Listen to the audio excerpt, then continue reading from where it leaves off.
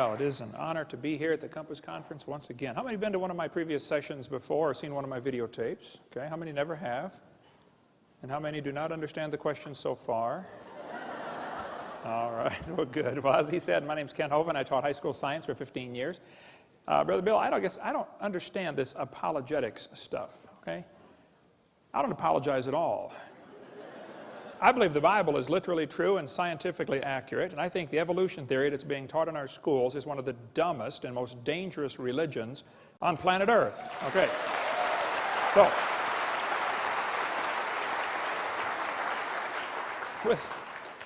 with that said, let's get started. This is not my wife.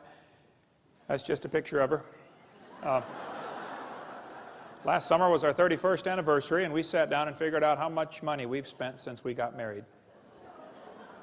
We have spent all of it. And praise God, she's with me here out at the table this week. You get to see my wife. She doesn't get to travel much. She's real involved in music at our church, and so you stop in and see her. We live in Pensacola, Florida. Been there for 16 years, and we have 3 kids, one of each. And I got all my kids married off, and the dog died, so I made it. I'm home free. It's wonderful. And we got 3.5 grandkids, and for those who don't know, grandkids are God's reward for not killing your own kids when you thought about it. Hang in there. It'll be worth it all. Amen.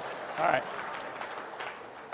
And all 3 of my kids and their spouses work in our ministry and all live right around us. God's given us an amazing staff. We got Creation Science Evangelism and Dinosaur Adventure Land.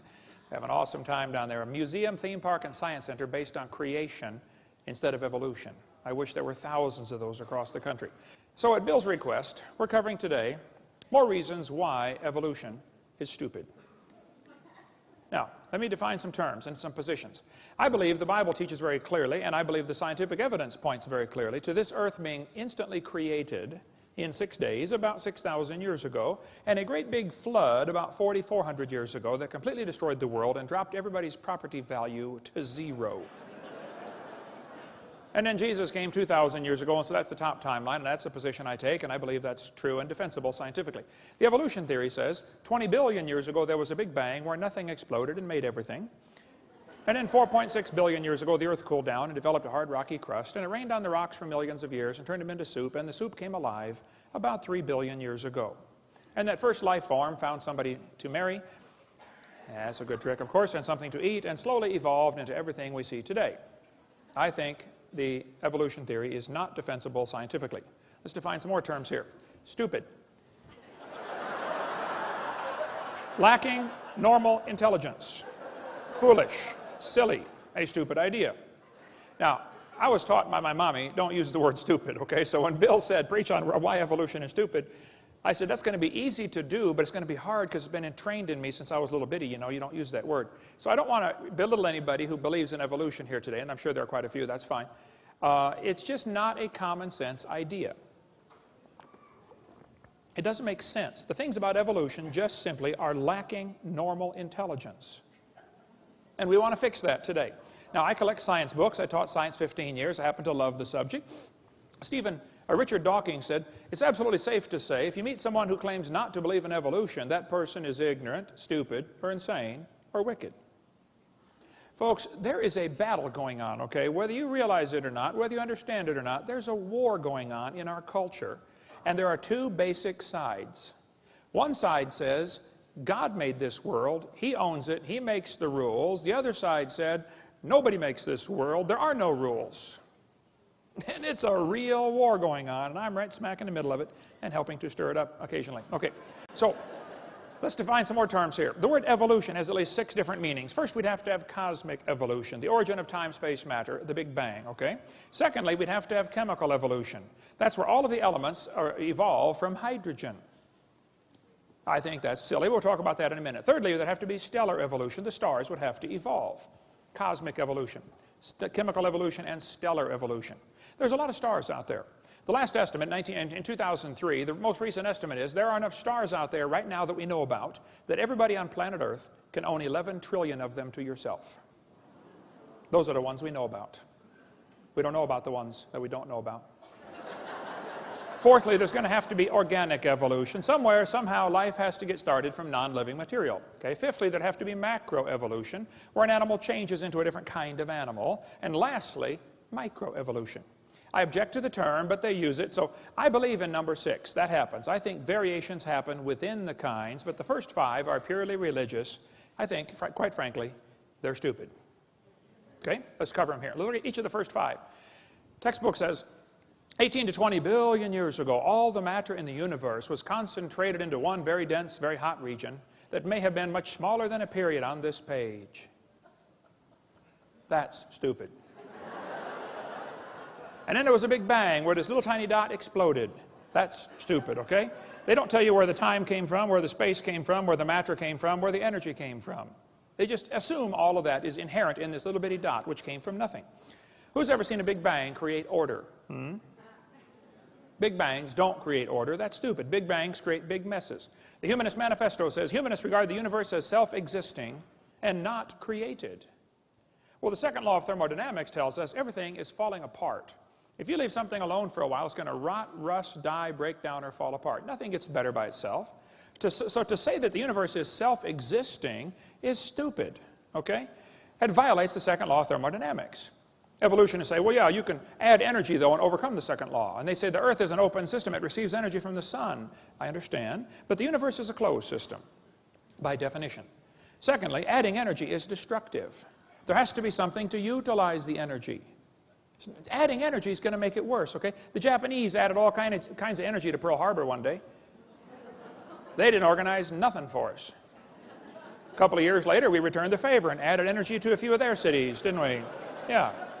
Adding energy is destructive. So the sun's energy is going to destroy the roof on your house. It'll destroy your entire house. The sun's energy will destroy the roof on your car. It'll destroy the paint job on your car. Adding energy is not the solution. You have to have intelligently directed and harnessed energy.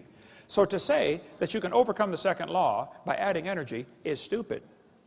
It's just not that simple. Evolutionists assume that if you give enough time, things get better. That's silly, okay? You give things time, they get worse. Here's Sue at 20. Here she is at 90, okay? They don't get better. Textbook says nothing really means nothing. That's stupid.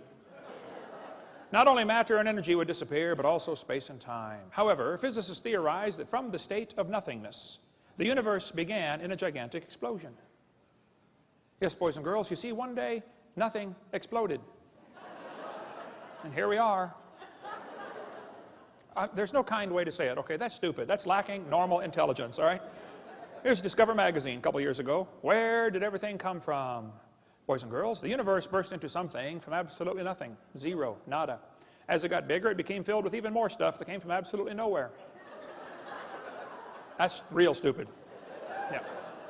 The observable universe could have evolved from an infinitesimal region, this guy said. It's then tempting to go one step further and speculate that the entire universe evolved from literally nothing. It all came from a dot. That's stupid. I'm sorry, it just is, okay? So the Bible says, in the beginning, which is a reference to time, which, by the way, has 3 dimensions, past, present, future, a trinity, and you can't escape time. God created the heaven, that's space, which has 3 dimensions, length, width, height. You can't escape space. Where can you be where you're not in space or in time? You can't escape them. It permeates everything. And God created the earth. You know, matter comes in 3 dimensions, solid, liquid, gas. We have a trinity of trinities in 10 words. In the beginning, God created the heaven and the earth. Time, space, matter. All 3 have to come into existence at the same instant. If you had matter but had no space, where would you put it? If you had matter but had no time, when would you put it? You have to have all 3 simultaneously. People say, what did God do for millions of years before the creation? Well, your question assumes that God is stuck in time, space, matter. We are the ones stuck in time, space, matter. He's not stuck in those. See, if God was limited by time, He's not God. This is not 2004 in heaven. There is no time in heaven. And before the creation, there was no time. So once upon a time, there was a time when there was no time. Think about that one. Anyway. So when the textbook says nothing really means nothing, that's stupid, okay? It's just not common sense. None of these things can create themselves. Time, space, and matter cannot create themselves. They have to have an outside force, like an all-wise, all-powerful, almighty, infinite God. to create those things. Then the textbook says this little tiny dot was spinning. It spun faster and faster. Yes, boys and girls, and one day it exploded. Big bang. Well, if you take a merry-go-round, put some kids on there, get the merry-go-round going clockwise as fast as it'll go, the kids go through distinct phases. In phase one, they're screaming at the football players. Come on, let's go, faster, faster. You get up around, 30 miles an hour. They go to phase two, where they stop screaming. Then you get going faster, and you get around 60 miles an hour, they start screaming again. But now they're screaming, stop, stop, please, slow down. When you get up around 100 miles an hour, you enter phase four, where the kids begin to fly off the merry-go-round. Now, when the kid flies off, you notice something interesting. As the kid is flying off the merry-go-round, if the merry-go-round is going clockwise, the kid, even after he leaves, is spinning clockwise until he encounters resistance, like a tree or telephone pole. That's because of a law known as the conservation of angular momentum. A spinning object that breaks apart will send all the fragments off spinning in the same direction. And people say, well, what if they collide? They can't collide. The longer you wait, the further apart they get. It's like spokes on a wheel. They're getting farther apart. If a hand grenade explodes, can the fragments ever hit each other out in the field someplace? No, it doesn't happen, okay? Conservation of angular momentum says spinning objects break apart and the fragments fly the same direction, spin the same direction. So when they tell you that it all came from a spinning dot, it's silly. It violates common sense laws. 2 planets, Venus and Uranus, are spinning backwards. 8 of the 91 known moons are spinning backwards. 3 planets have moons going both directions at the same time. Some whole galaxies are spinning backwards. CNN, goofy galaxy spins wrong direction. The Big Bang Theory is stupid, okay? In the beginning, God created the heaven and the earth. So when they tell you it spun faster and faster and one day it exploded, that's simply stupid, okay? That's not the way it happened. So we have cosmic evolution, which I think is silly. Then we have, the textbook says, as the earth formed, the surface was hot and there were large pools of bubbling lava. Was the earth ever a hot molten mass like the textbook says? The Bible says the Spirit of God moved on the face of the waters. The Bible says God created it cold, not hot. See, everything about the evolution theory is backwards to the Bible. Don't try to compromise those two, okay? It's like trying to ride 2 horses going but different directions, same time, okay? Robert Gentry's got a great book on the radio polonium halos. Gentry's a brilliant man. I think he's spoken at the conference, hasn't he? I've spoken with him at a couple conferences. I don't know if it was stealing the mind or not, but brilliant man, lives near Knoxville, Tennessee. He's done lots of study on the granites around the world. The granites all contain these radiopolonium halos, which have an extremely short half-life, proving they were never a hot molten mass. But these radiopolonium halos tell us absolutely positively the Earth was never a hot molten mass. And if you melt granite and let it cool back down, it doesn't form into granite again. Nobody knows for sure how granite was made. So when the textbook says the Earth was a hot molten mass, I'm sorry, that's stupid. It's not true. It's lacking normal intelligence. It didn't happen that way. Secondly, we'd have to have chemical evolution. All the elements forming from hydrogen. They think it all came from a big bang. Atoms of hydrogen in the proto-sun were fused together to form helium. Okay, I'll agree that can happen. But it's stupid to think that's going to form all the elements. They say, well, yeah, you can fuse and get, hydrogen fuses to helium. I agree. And you can't fuse past iron, though. It won't go past iron. How do you telling me you got uranium from hydrogen? I'd like to see that, please. It's lacking normal intelligence. It just doesn't happen. Chemically, it's not possible. Thirdly, there'd have to be what's called stellar evolution. The stars would have to evolve. The Bible says God made the stars. Plain and simple, that's just what it says. Textbook says 18 to 20 billion years ago was the Big Bang, which caused the formation of galaxies. Well, we got a real serious problem here. Big Bang Theory says nothing got together and exploded while it was spinning and formed all these galaxies. Well, problems are a multitude for this theory, okay? Some think the Big Bang Theory made nice, neat, orderly galaxies. That's stupid, okay? These galaxies are really incredibly designed. Even at the galaxy level, there's design in the universe, all the way down to the molecular level. We see a star blow up about every 30 years. A star explodes. It's called a nova or a supernova. If the universe is billions of years old, why are there less than 300 supernova rings ever discovered? That's only a few thousand years worth. I mean, if a star is blowing up every 30 years, there ought to be millions of these supernova rings if the universe were millions of years old. Don't tell me it's millions of years old. I don't believe you. That's just not common sense. They say, well, yeah, new stars are forming. They say, this textbook says, new stars are constantly being born in clouds of gas and dust. First of all, that's not ever observed, okay? The silent embarrassment of modern astrophysics is we do not know how even a single one of these stars managed to form. You can't get dust and squeeze it together and make a star. There are common sense laws that overcome that, like Boyle's gas law. You try to squeeze the gas together, the pressure builds up and it drives it back apart. Nobody ever sees gases form into solids by their own internal gravitational force. So if stars evolve, star births should at least equal star deaths. And we're seeing one die every 30 years, and we're never seeing one form. One guy said, oh, we're seeing a star form right now in Crab Nebula. I said, no, you're not. He said, yeah, we are. I said, no, you're seeing a spot getting brighter. You see a spot, and it's getting brighter, and you're assuming a star is forming. Well, duh, it could be a dust cloud is clearing in front of it. It could be another Big Bang going off, a supernova going off out there. All you're seeing is a spot getting brighter. You're assuming it's making a new star. Nobody's ever seen a new star form. Some people think if we lose stars every 30 years and never replace them, this will eventually lead to having 70 sextillion stars. Yeah, you keep spending money, pretty soon you'll be rich. That's stupid, okay? It just is stupid, okay? Some of these planets are cooling off. They're constantly losing their heat, okay? And the textbooks is telling us they're millions of years old, billions of years old. You can't just keep cooling off and cooling off. Pretty soon it's cooled off. I mean, if you walked into a room and found a cup of coffee sitting on the table and I said, don't touch the coffee, that's hot. And you said, well, whose is it? I said, I don't know, it's been sitting there for 400 years.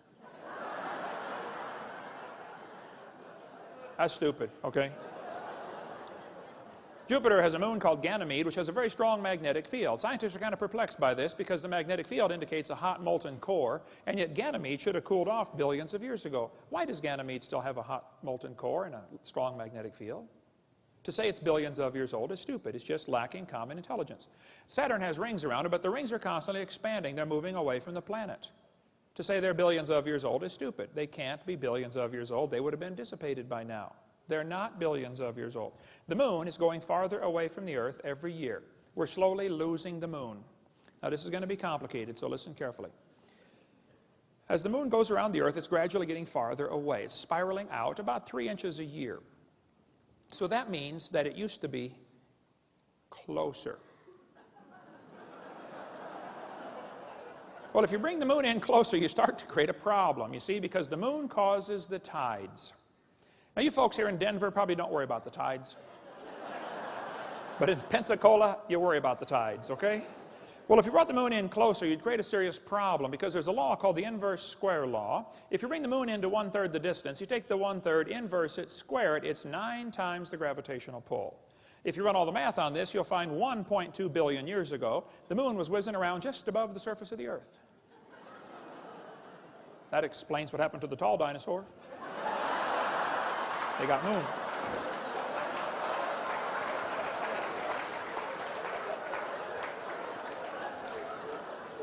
So, to teach us the moon is billions of years old while it's constantly moving away and nobody knows of any factors that would reverse that situation, that's just stupid, okay? It can't be true. Organic evolution is the 4th stage. That's where life gets started from non-living material. The Bible says God created the living creatures. And there are folks who simply don't want God telling them what to do, bottom line.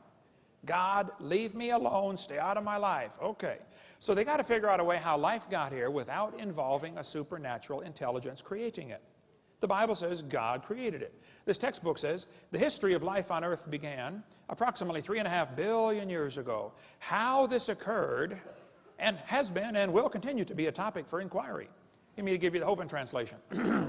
It's okay to inquire how life evolved. It is not okay to inquire whether it evolved. That's stupid. Is this education or indoctrination? Hey kids, we know life evolved. Now you got to try to figure out how it happened. How about if we even question, did it evolve? Oh no, you can't question that. You cannot question that. We know it evolved. Now just figure out how it happened. That's not education. That's indoctrination. Urian Miller in the 1950s wanted to know how the Earth and solar system had come to be. At the bottom it says, he never proved how life originated. He did add evidence to the theory that life could have started by itself. Life started by itself. That's stupid, okay? Life cannot start by itself. This textbook says, swirling in the waters of the oceans is a bubbling broth of complex chemicals. Progress from a complex chemical soup to a living organism is very slow. That's stupid. Can you believe they cut down a tree to print that book? Where's Al Gore when you need him? Yeah. Here we have 4 major magazines and news media, Scientific American, CNN, New Scientist. They're all saying life sprang from clay. Yes, a piece of clay created life. Well, that's stupid. Now, I think God could take clay and create life, okay? But the clay can't create life from itself. Major difference here, okay? Textbook says, students are taught that life evolved from non-living materials, like this one. Many important events occurred during the Archean era, the most important of which was the evolution of life. Progress from complex molecules to even the simplest living organism was a very long process. Yes, boys and girls, you see, long ago and far away. They hide it in antiquity. Well, if you just imagine, you go back far enough, it happened. Oh, yeah, it must have. This one says, between 4 and 3.8 billion years ago, living cells emerged. There's no record of the event. That's stupid, okay? The first self-replicating systems must have emerged in this organic soup. Yep, we all came from soup. Now that's stupid. I'm sorry, it just lacks common sense. Ernst Haeckel said, he knew that spontaneous generation must be true, not because it had been proven in the laboratory, but because otherwise it would be necessary to believe in a creator. Ah, now we're getting to the truth. Well, I'm sorry, Ernst. That's a stupid way to look at life, okay? Have scientists really produced life in the laboratory? Well, they want you to think they have. What they did, they took a series of glass tubes and beakers and flasks and hooked them all together and made 4 gases go through there: methane, ammonia, water vapor, and hydrogen. Notice, there's no oxygen. They didn't want oxygen in there. They excluded oxygen. They said, well, maybe the early Earth had what's called a reducing atmosphere, no oxygen present. Well, then they said, at the bottom of the flask, it collected stuff that was rich in amino acids. That's stupid. It was not rich in amino acids by a long shot. What they did, they took 4 gases, excluding oxygen. Major problem, because they had to leave oxygen out, because if anything tried to get together, it would oxidize. You know, you cut a banana open, lay it on the table, it turns brown, it oxidizes. You don't paint your car, it rusts, it oxidizes. So they took oxygen out. The problem is, you got to have oxygen. See, ozone is made from oxygen, and ozone blocks UV light. So if you take away the oxygen, now the UV light destroys your ammonia, and that's one of the other gases you're trying to use. So you cannot get life to evolve without oxygen. And you cannot get life to evolve with oxygen. And the Earth has always had oxygen. All the experiments are showing that there's no proof of this reducing atmosphere. There's far more oxygen in the past than anybody ever imagined. We find in general no evidence that the Earth had an oxygen-free atmosphere. That's what all the scientific experiments have shown. So life cannot evolve with oxygen. Life cannot evolve without oxygen. And yet they're teaching us life evolved from non-living matter. I'm sorry, that's just stupid. It had to be designed, created by a really smart designer. This textbook says there was 0% oxygen on the Earth, but the rocks absorbed it. That's stupid. They filtered out the product in this experiment. Miller and Urey, in their experiments, had the stuff going through this series of tubes. And when it got to the bottom, they drained it off because they didn't want it to go through the electric spark chamber again, because the spark would tear it apart. They said it's like 100,000 times more likely to destroy it than it was to create it. So they had to protect the goo that they created at the bottom. That's not realistic for nature. I mean, if they're saying life evolved in some warm little pond from lightning strikes, that's just not common sense. Because the lightning strike's 100,000 times more likely to tear it apart than it is to put it together. Go check out your little pond after lightning strikes. See how many frogs are surviving. Yeah. What he actually made was 85% tar, 13% carboxylic acid. Now, both of those are toxic to life. He made 2% amino acids, and only 2 of the amino acids were made. There are 20 different amino acids. It's like making 2 letters of the alphabet accidentally by dropping toothpicks and saying, wow, look at this. Nobody writes books. Here's how they're formed. Duh. These amino acids bond with tar and acid much more quickly than with each other. Amino acids are like letters of the alphabet. They're building blocks to make words, and you got to have words to make paragraphs and paragraphs to make books. What he actually made in the experiment was the equivalent of a couple of letters. 2 of the letters. And half of them were backwards. Now you really got a problem. Because the smallest proteins have 70 to 100 of these amino acids in precise order, and they're all left-handed. What's the chances of dropping toothpicks out of an airplane and creating letters on the ground, 70 letters in a row, all facing the right way, all spelled correctly, just to make one paragraph. The chances are 0. It's not going to happen. Now, if you believe it will, that's great. I admire your faith, but don't call it science.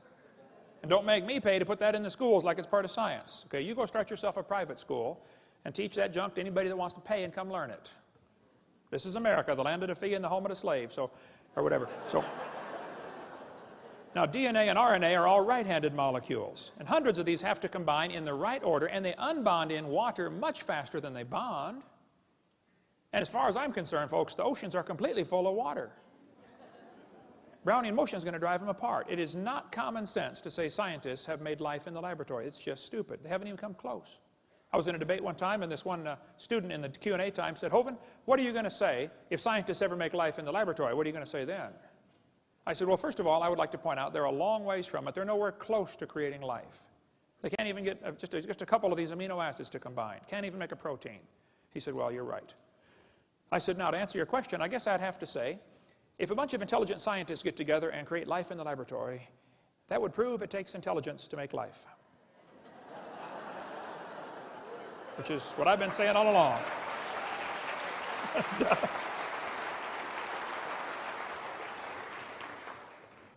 Life came from rocks. That's just stupid. It's not common sense, okay? Macroevolution tells us that it can change from one kind of animal into another. Textbook says, yes, boys and girls, bacteria slowly evolved to humans. This one says, all the animals have a common ancestor, early reptile. That's just stupid, okay? Nobody's ever seen a dog produce a non-dog, all right? Even Mary Leakey said those trees of life with their branches of our ancestors is a lot of nonsense. Stephen Gould at Harvard University said, the evolutionary trees that adorn our textbooks are not the evidence of fossils. We don't have any proof of these trees at all. They make it up. They say the mammals and the birds and the crocodiles have a common ancestor. Everything inside that circle is just pure religious speculation. They're guessing. Nobody's ever seen a dog produce a non-dog. You may get a big dog or a little dog, but you get a dog every time. This Irish textbook calls it divergent evolution. Oh, come on, look at it. You got 5 dogs coming from a wolf. Don't give it a fancy name. It's still a dog, okay? That's not evolution. That's stupid to say that's evolution. It's a variety of dog. This Mexican textbook says the horse and the zebra have a common ancestor. I agree. And it looked like a horse. 4-wheel drive, genuine leather upholstery. I mean, all the standard equipment, okay? There's a lot of kinds of cows in the world, probably 15 different major varieties of cows, and they might have had a common ancestor. A cow. There's a magazine where you can order chickens. Okay, boys and girls, let's order some chickens. Do you want to get cinnamon queens, red rocks, white rocks, cherry eggers, brown leghorns, golden comets? But then the magazine says, jungle fowl are the original bird from which all varieties and strains of domesticated chickens are derived. Did you know all the chickens had a common ancestor? It was a chicken. Some say, well, that's evolution. No, I'm sorry, that's stupid, okay? It's a variety of chicken, right? There are 8 kinds of bears in the world, and they might have had a common ancestor. A bear. So to take these observations we see, like dogs and wolves having a common ancestor, and saying that is conclusion that we all have a common ancestor, I'm sorry, that's just stupid. It lacks common intelligence, right?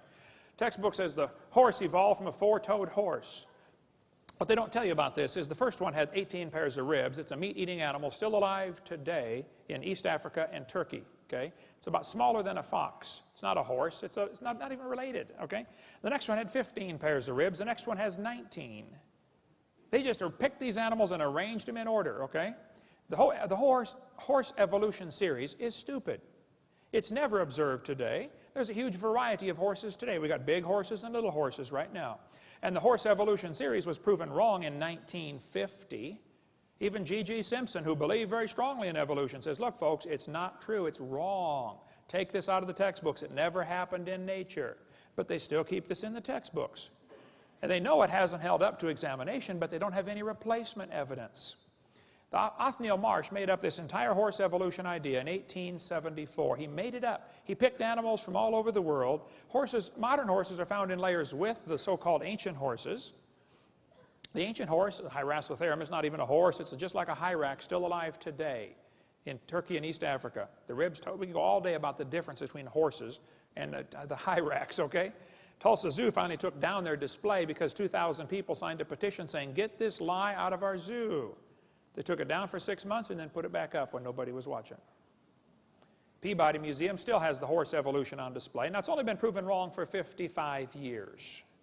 I know it takes a while to get displays up to date in your museum. But 55 years is long enough in my book, okay? Leaving that thing in the zoo is stupid. Or in a university, it's not true. I was in a debate one time, and this one professor, I was going through lies in the textbooks. I said, get that out of the textbooks. It's not true. He said, well, finally, he said, well, what are you going to replace all this stuff with? Now, that's stupid. I said, are you telling me we can't take a lie out of the textbooks unless we got a replacement? What you're trying to say is, folks, we want the kids to believe this theory. We've got to give them some evidence, and this is all we've got, and you're taking away our evidence. Now, you've got to find some more. Look, I didn't pick the dumb theory to begin with, okay? I don't believe it. Pick a new theory. That's the way science works. If you don't have any evidence for your theory, you get a new theory. The problem is, all the evidence for evolution has been proven wrong, but they don't want to take it out because there's no replacement. I'm not trying to get evolution out of the textbooks. I just want the lies out of the textbooks. Evolution will automatically go with it because there's nothing left to support it. The Bible says God formed the eye. Eyeballs are unbelievably complex. Charles Darwin said, to suppose that the eye could have been formed by natural selection, absurd. And then he goes for 4 chapters after that and says how he thinks it happened anyway. The back of your eyeball is 1 square inch, called the retina. It contains 137 million light-sensitive cells, all wired to the brain. Now, my daddy started me off when I was about 7, building a ham radio. I've done a lot of electrical wiring in my life, built 9 houses. I've done all kinds of electrical wiring. My dad was an electrical engineer at Caterpillar Tractor Company. I cannot imagine hooking up 137 million connections in 1 square inch. My Heavenly Father did it. He's pretty smart. I debated a guy named Ed Buckner, who's an atheist in Buffalo, New York. He said the human eye is an example of poor design. I said, why would you say that, Ed? He said, well, the eye is wired backwards. I said, what do you mean? He said, well, the blood vessels are in front of the retina. I said, yes, I know that. I taught biology and anatomy. He said, well, the octopus has a much better eye because their blood vessels are behind the retina. I said, well, Ed, let me explain something to you. We live in the air. Okay? Air is a very poor insulator for UV light. Okay? So your eyeball has the blood vessels in front of the retina because that's your body's last defense against ultraviolet light. Now, octopus live in the water. Okay? Now, water blocks UV light. See, we have eyes designed for living in air, and they have eyes designed for living in water. Now, if you want to swap eyes with an octopus, you just enjoy yourself, but that's stupid, okay? You're going to be blind in a few weeks, all right? What they're trying to say is, well, God wouldn't do it this way, so it must have evolved. That's a silly argument for evolution. They're trying to say poor design is proof of evolution. Porsche made a car one year. It was just a poor design. You could not get the spark plugs out without taking the motor mounts loose and lifting the motor up. That's a poor design. So does that prove nobody designed the Porsche? No. And they look at the human body today and think we are a poor design. I say, first of all, fellas, you need to stop and consider something. What you're looking at right here is a copy off of a copy, off of a copy, off of a copy, off of a copy, off of a copy, off of a copy, off of a copy, off of a copy of Adam. This same gene code's been copied so many times, it's amazing we can stand here and talk about it, okay? You're not looking at the original by a long shot, okay? This one is a poor example of the original. Getting worse, too, by the way, much poor example. Oh. It's stupid to say that poor design is evidence for evolution. The eyeball is so complex, you can walk into a room and look around the room, and in 1 second, your eye picks up enough information to keep the Cray computer busy for 100 years analyzing everything you picked up. Fastest computer in the world. This textbook says the complex structure of the human eye may be the product of millions of years of evolution. That's stupid. The eyeball had to be designed. This textbook shows the kids a reptile eye and a bird eye. And it says, boys and girls, right here, you must picture or imagine how evolution happened. Yeah, we can line up these eyes. Can't you just imagine how one changed to the other? No. The first debate I ever did. They called me up, University of West Florida. I'd just been in Pensacola for 6 months, and I've been writing letters to the editor about the evolution in the newspaper there. And boy, I stirred up a hornet's nest. I do that everywhere I go. Anyway, the university called me up and said, hey, would you like to come debate one of our professors? I had never had a debate in my life except with my wife, and I lost those every time. How many know what I'm talking about? Come on, get your hand up, you coward. Put your hand up. Well, so I did. I said, what do I do? I don't know anything about debates. They said, you send us 30 questions, and he'll send us 30 questions, and we'll pick them out of the hat. I said, okay. I sent the question. I said, an owl has a cylinder-shaped eyeball like a tin can, like a telescope.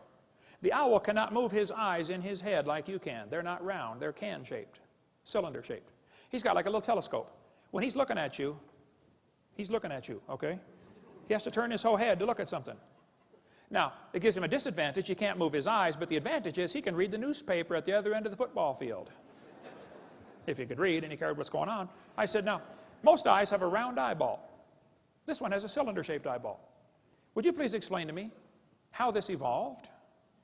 And how did the bird see in the meantime when it was partway cylinder and partway round?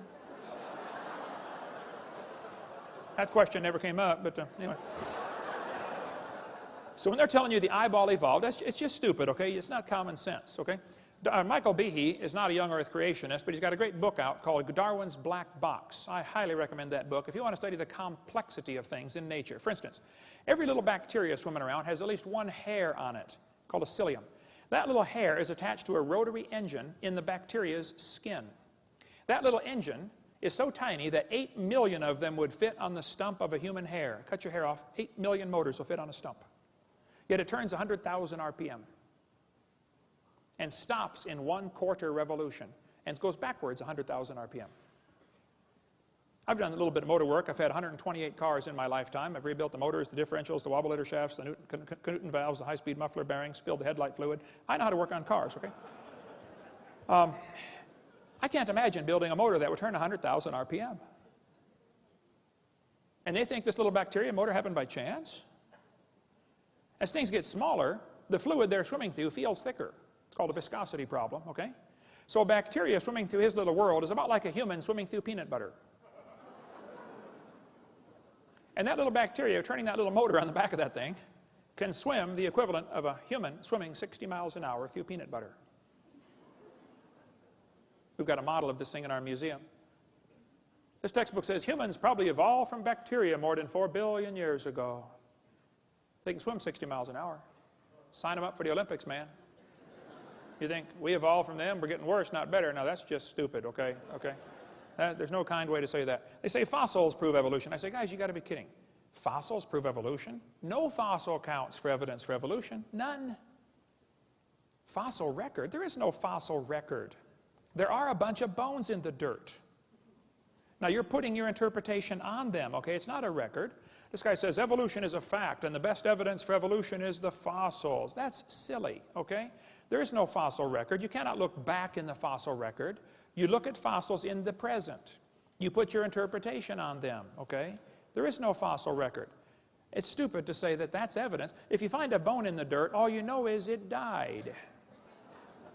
You can't prove it had any kids that lived. You sure can't prove it had different kids. And why would you think a bone you found in the dirt can do something animals today cannot do, which is produce something other than their kind? No, the fossil record, that would not hold up 2 seconds as evidence in a court of law. This guy says, I said this one, there are no missing links, the whole chain is missing. Stephen Gould said, the absence of fossil evidence is a nagging problem for evolution. We got a good theory, if only we had some evidence.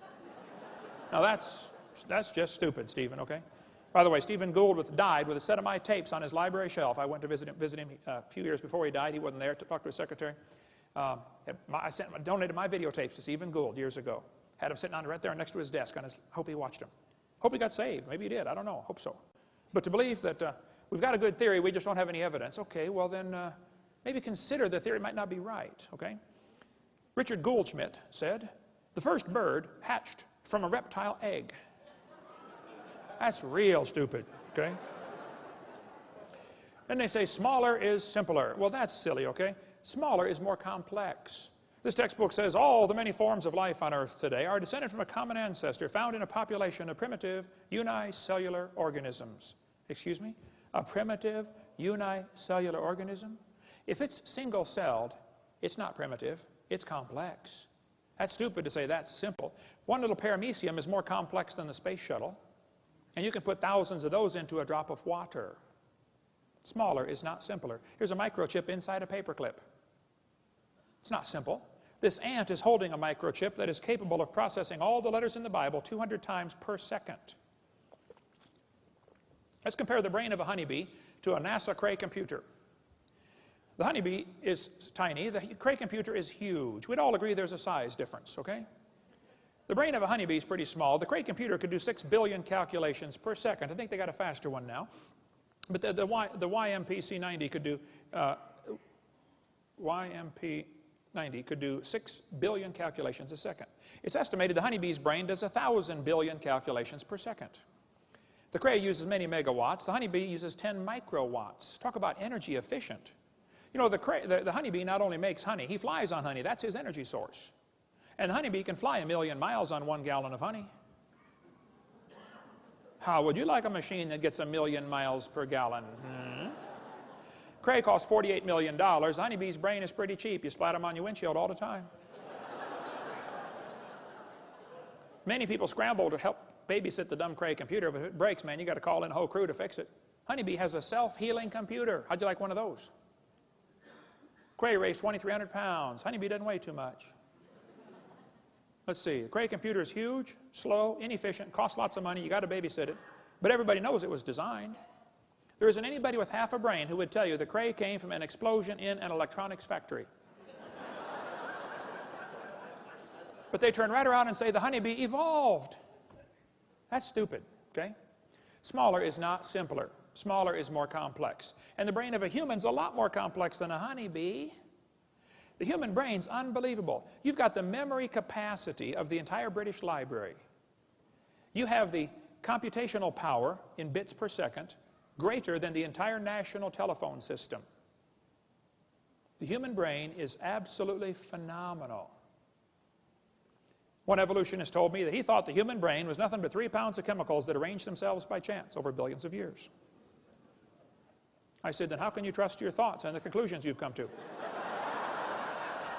That's stupid, okay? Maybe, never mind.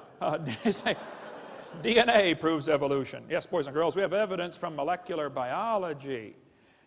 Percentage of DNA sequences is talked about here. It says Darwin speculated all forms of life are related. This speculation has been verified. You think DNA has verified Darwin's theory?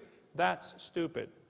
DNA is unbelievably complex. The DNA molecule in your body, the deoxyribonucleic acid, is the most complex molecule in the universe.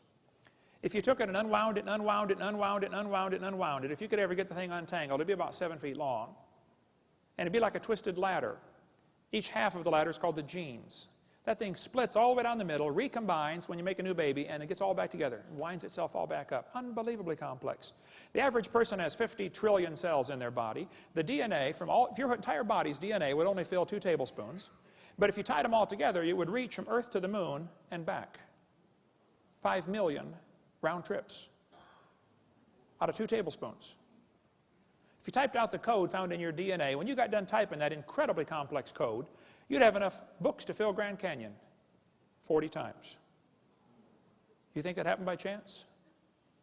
Well, the probability of just one DNA coming by chance is 1 in 10 to the 119,000th power, which is a big number when you consider the entire visible universe is 10 to the 28th inches in diameter. DNA happened by chance? I'm sorry, that's stupid. Now, you might not like the idea of there being a creator because that means you might have to answer to that creator someday. Okay, well, I can't help you then. I did a debate at Embry-Riddle University a couple months ago, 3 against 1, 3 professors against me. It was a slaughter. Those poor guys, I felt so sorry for them.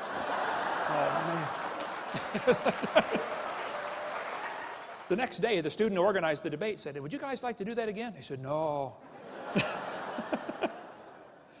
After the debate, we had a Q&A time, and one of the kids said, I believe evolution's a fact. I said, well, let me ask you a question, son. Suppose, just suppose, creation was true. Suppose I'm right. Suppose there is a creator. And he owns this place. I mean, he made it. He owns it. Just suppose, okay? And he makes the rules. I said, would that change your lifestyle any? He said, what do you mean? I said, well, suppose the Creator gave us a book like the Bible that says, thou shalt not commit adultery. Don't lie, don't cheat, don't steal, no lust, no fornication, no pornography. Is this going to change your lifestyle any? He said, yeah. I said, well, then tell me, have you accepted the evolution theory because you really have some evidence, or because you like the freedom from God? He said, well, I've accepted it because I'm horny. I said, thank you, son. You may sit down. Folks, there is no scientific reason to reject the Bible. There is no scientific reason to accept the evolution theory. None. Now, you might have a reason to accept the evolution theory because of your lifestyle. Well, then I can't help you. Okay? But let me tell you, God created the heaven and the earth. God's going to come back and be the judge of this world one of these days. And if you haven't trusted Jesus Christ, His Son, to forgive you of your sins, you're in serious trouble. You're going to stand before God in trouble. You say, well, I'm a pretty good person. Oh, yeah? You ever lied? How many have ever told a lie? Put your hand up. You're doing another one. Okay. Bible says, 10 Commandments, thou shalt not steal. How many ever stole something? Come on, you already told me you're a liar. Put your hand up, okay? Well, that's just 2. We already know we're all a bunch of lying thieves, okay? You think, people say, well, God's going to judge my good works against my bad. Who on earth told you that? Go to the judge and say, Judge, I only murdered 1 person. Look at all the people I didn't murder. Surely my good works outweigh my bad. You better think that one through. And God will say, okay, I won't send you to hell for your good works. I'll send you there for the bad ones. How about it? What if you died today? We're going to cover in the next session a bunch more reasons why evolution is stupid, and it is. But I think Satan is using this theory to blind people, to give them a placebo. Oh, I've got an answer to life. I know how we got here, and God didn't do it. It's absolutely a stupid idea. And Satan's laughing at you for believing in it. And I got probably, as Bill said he wanted 100 more reasons why evolution is stupid. I started going through that thinking, I don't think I can trim it down to 100. There are thousands of reasons why it's stupid. It just lacks normal intelligence. You know, it's common sense to look at something, when you find something designed, if I find a cell phone in the dirt, it's logical to say, somebody must have designed this. I don't have to see the designer. It's just logical, there must have been a designer, period, okay? When you're walking through the woods and you find a painting hanging on the tree, it's just logical to say, you know, somebody painted it, even if you can't have any evidence of who did it. The painting is proof of the painter. The creation is proof of the Creator. And if you're here today and you're not saved, the Bible says you're going to hell. You say, I don't believe in hell. You can go to hell without believing in it.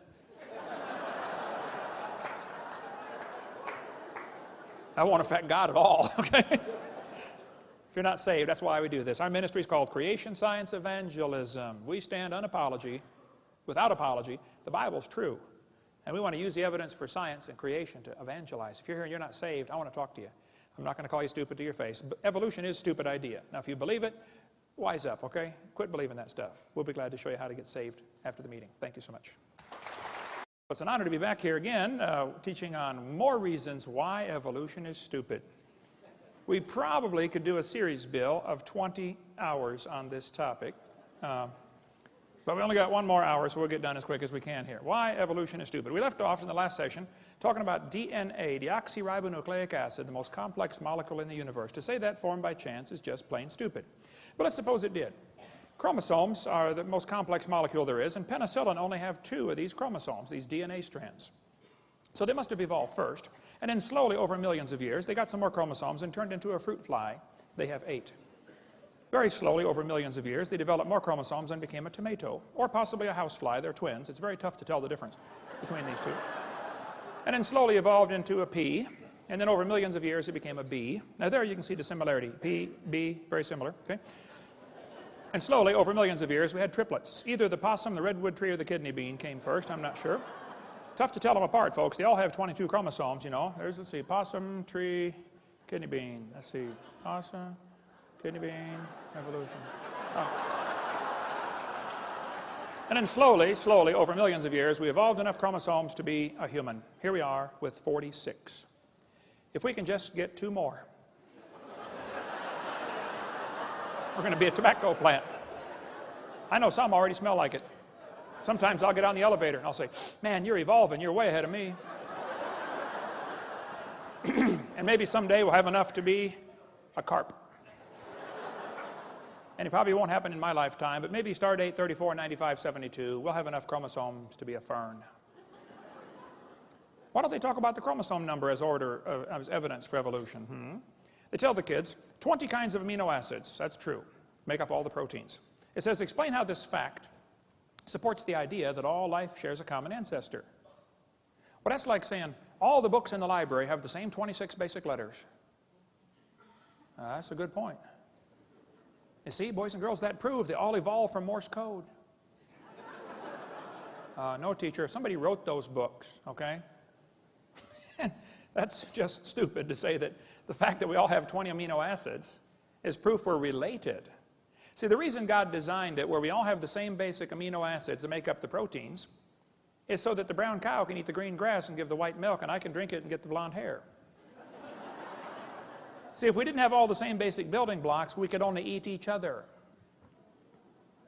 Think about it. Well, let's talk about evolution. I believe the hamster evolved first. They only live about 2 years. And then slowly, this is based on longevity now, slowly evolved into a cat and then a canary. They're very similar. You can see the lifespan. And then a dog and a chimpanzee. They're slow. You know, this is the real order of evolution. The humans are near the top. Turtles actually live slightly longer than humans, so they're probably the most evolved species on Earth. Or maybe we should arrange animals in order based upon their top speed. The peregrine falcon is the most evolved animal in the world. Below that's the cheetah, then the antelope, the coyote, the ostrich, all the way down to the garden snail, 0.03 miles an hour in high gear. Or maybe we should arrange the animals in order of how they evolved based upon their gestation period, how long they're pregnant. Elephants are the most evolved. They're pregnant 21 months. Hamsters only half of a month, 15 days. Maybe we should arrange the animals in order based upon their body weight. The blue whale's the most evolved. The shrew at 1/4 ounce, the least evolved animal. I mean, they just make up these charts to say how we evolved. They say the humans and the orangutans are 96% similar in their DNA. And that proves a common ancestor 15 million years ago. Well, now hold on a minute. Barney Maddox was the leading genome researcher on the DNA project. He said, folks, the difference between the human and his nearest relative, the chimpanzee, is at least 1.6%. He said that doesn't sound like much, but calculated out, that's a gap of 48 million nucleotides, and a change of only 3 nucleotides is fatal to an animal. There is no possibility of change. They used to think we were 98.4% similar. They've now discovered it's actually 5% difference. So there are hundreds of millions of differences between humans and chimpanzees. His nearest relative, the chimpanzee, that's stupid, okay? Now, some of my ancestors swung by their necks, no question, but none of them swung by their tails, okay? Now, arranging animals in some kind of fictitious order doesn't prove anything. All they're doing is doing this on paper. Even if they find him in order, it wouldn't prove anything. I mean, if I get buried on top of a hamster, does that prove he's my grandpa? Even order of burial wouldn't prove anything. But I've been doing research on the evolution of the fork. I've put together fragmentary evidence for a long time. I believe over millions of years, probably the spoons evolved. It's quite obvious. You can see the difference there. And I believe the knife evolved to the spoon and then slowly became a 4-tine fork. And if you break one off, it's a threek. And if you break another one off, it's a toque and then a wonk. Okay? But I felt like I knew I had it right, but I felt like I had a missing link. I found it one day flying to Connecticut on U.S. Air, the missing link. So the evolution of silverware is becoming very complete. Yeah. A lot of mutants didn't survive. When people found out I was researching the fork and evolution, they sent me all kinds of frauds. I mean, people are trying to get famous, okay? They were hoping for fame and fortune. This was an obvious fork head on a spoon handle, but my trained scientific eye caught it right away. That was a fraud. Of course, a lot of variations of races appeared along the way. Look, you can turn a cat to a cot to a dot to a dog, changing one letter at a time. You can play around with this for a while and turn yourself into a fool if you're not careful. Yeah. Now they tell the kids dinosaurs turned to birds. The Bible says the birds are made on the 5th day, Reptiles made on the 6th day. Did you know everything about the evolution theory is backwards to the Bible? Every single thing is backwards. The Bible says man brought death into the world. Evolution says death brought man into the world. The Bible says God created man. Evolution says man created God. It could not be more opposite. This guy says dinosaurs are alive as birds. Scientist says. Oh, wow, scientist says. Well, that's proof of something, isn't it? That's stupid, okay? Dinosaurs are not alive as birds, okay? Textbook says birds are the descendants of dinosaurs. Yeah, all you got to do is put a few feathers on him and give him a shove, man. It's not that hard. Man. They say Archaeopteryx is proof of evolution. Archaeopteryx is the missing link. Yes, boys and girls, there it is, the missing link. Archaeopteryx is a bird. A 100% bird, a perching bird. Now, textbook says bird feathers evolved from scales that protected the dinosaurs. You think feathers evolved from scales? That's stupid, okay? Feathers are incredibly complex. Scales are folds in the skin. They attach to the skin differently. They develop from different genes on the chromosome. They're both made out of keratin, and that's where the similarity stops. Feathers did not evolve from scales. There's no similarity at all. I like to show this to evolutionists. This is, as far as I know, the world's largest rock group. And I'll say, now guys, do you think there's any chance that George Washington's face could have appeared on the rock, just by chance? Do you think the wind could have done that with abrasion or exfoliation or thermal expansion of the rock or erosion? I mean, what caused his face to appear on the rock? They'll say, well, that was designed by a guy named Borglum and he built it. I say, right. Now I'll say, guys, do you think that George Washington himself, the real person, happened by chance? They'll say, oh yeah. I said, wait a minute, you don't think his face could appear on a rock by chance, but you do think his entire complex anatomy with 50 trillion cells and probably 20 redundant interlocking systems happened by chance. Are you dumb in any other area? Had to be designed, man. They tell the kids in the textbooks, plants adapted to their environment. Yes, gills are an adaptation to living in water. Oh. Why don't they use the word designed? And by the way, how did the fish live before they adapted the gills? Oh, well, you see, for millions of years, they all died. None of them lived. Oh. That's stupid, okay? Gills are not an adaptation to living in water. They're designed for living in water. But they don't want to use the word design because then some kid's going to say, who's the designer? They don't want to deal with that question. They somehow think all you got to do is get the molecules together and add energy and you can make life. Oh, let's try that. Let's put a frog in a blender and turn it on. In a matter of seconds, you will have frog nog. You will have all of the molecules required to make a frog in one place. Right? Now you can put it on puree, you can nuke it, microwave it, zap it, hook jumper cables to it. I don't care what you do to it. How long? You can add all the energy you want. How long will it take to reassemble the frog? It's not going to happen, okay? Putting molecules together and adding energy does not create life. That's stupid, okay? It has to be designed. They say homology proves evolution. I don't think so. Yes, boys and girls, one of the evidence is homologous structures. They'll say, you've got 2 bones in your wrist, the radius and the ulna. Yeah, look at this. The dolphin has 2 bones in his flipper. Wow. It says right here in the textbook, these homologous structures provide evidence that these animals evolved from a common ancestor. They do this in all the textbooks all over the country, all over the world, actually. Yes, boys and girls, this is comparative anatomy. Comparative anatomy provides further evidence of evolution. The commonalities suggest that these and other vertebrate animals are all related. They probably evolved from a common ancestor. That's stupid. They probably have a common designer. The same guy designed them all. Not a common ancestor. Then they say we've got evidence from development. Yes, boys and girls, the human embryo, as it grows in the mother, has gill slits, they say. Darwin considered this the best evidence in favor of his theory, made up by a guy named Ernst Haeckel, who called it the biogenetic law. Their phrase back then was ontogeny recapitulates phylogeny. In other words, the baby developing in the mother goes through the stages of evolution: fish, amphibian, reptile, mammal, farm, F-A-R-M. Well, the idea that sick mind Freud relied on was the idea that ontogeny recapitulates phylogeny. What? This textbook says, the presence of fish-like structures in embryos of different species shows these animals evolved from fish and share the basic pattern of fish development. It's as if the embryo retains a memory of its origins and copies them during its development. This is stupid. They say the baby has gills like a fish. Humans do not have gills like a fish, okay? Those little folds of skin develop into bones in the ear and glands in the throat. They never have anything to do with breathing, okay? I've seen folks that have 5 or 6 chins and they cannot breathe through any of them but the top one. Those are not gill slits. Ernst Haeckel made up that whole stupid idea in 1869. Anyway, we can skip all this. We won't have time.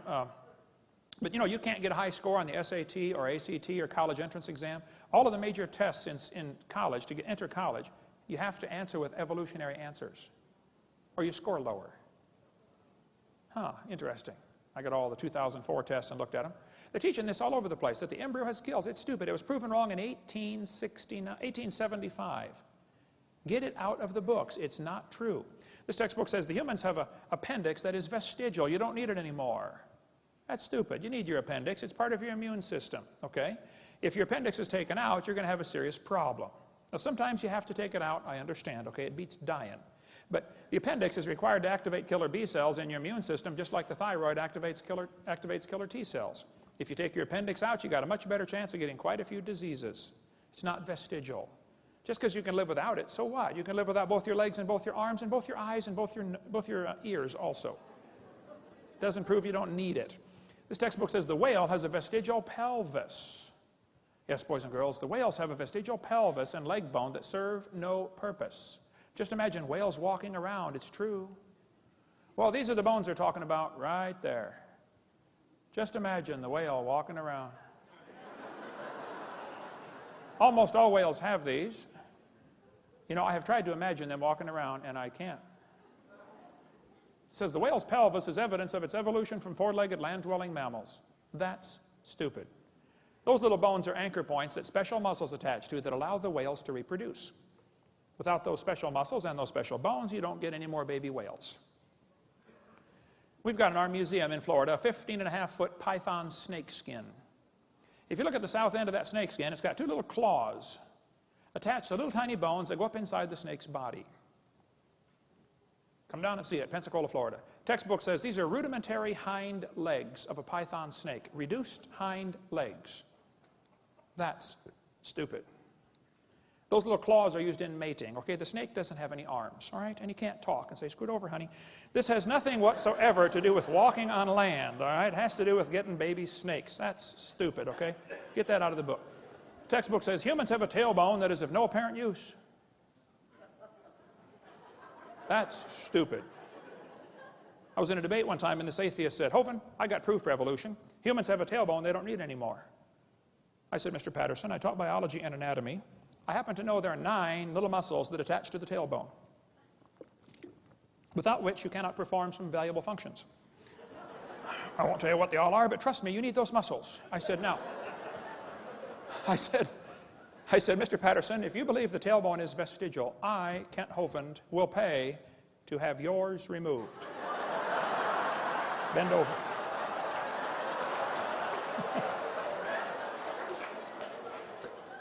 He did not volunteer.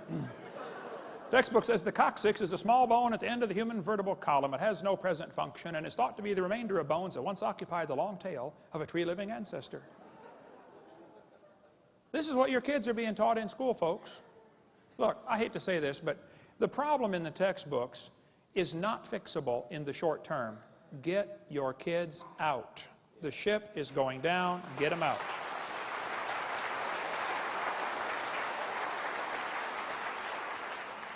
The tailbone is not, you say, I can't afford it. Well, sell the car and get a bike, okay? Sell the house and get a tent, okay? But get them out. Okay. Tailbone is not vestigial. This one says the Colorado River, over millions of years, the Colorado River carved the Grand Canyon from solid rock. Colorado River cut through layer upon layer of rock over millions of years. Well, these two, you guys know what snow lines are here in Denver.